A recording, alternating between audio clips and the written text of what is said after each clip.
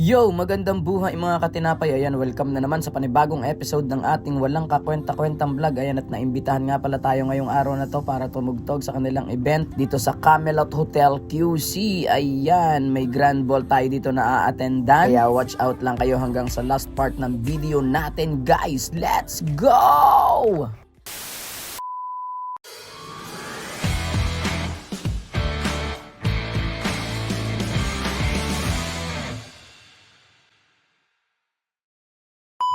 Ayun, at balik na naman tayo ulit sa ating vlog. Ayan, makwento ko nga lang pala sa inyo, guys. Ito nga palang video na ito ay sobrang tagal na. Last year pa ata tong video na ito. Kaya ngayon ko lang na voice overan. Ngayon ko lang nakita may mga ganito pa pala akong nakatabi na video dito sa aking gallery. Kaya gawa natin to ng kwento, guys. Diyan lang kayo!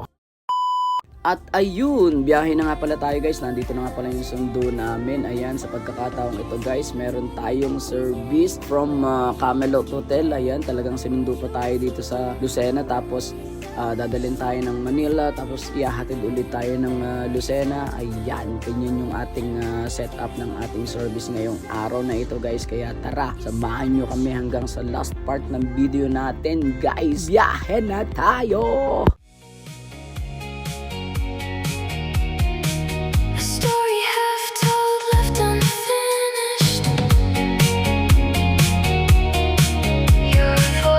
Just a distant hum now.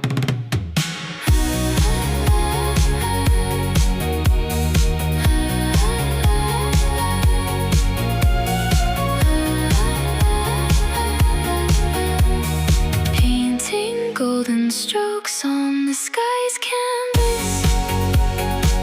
A lone crow calls out its lonely song.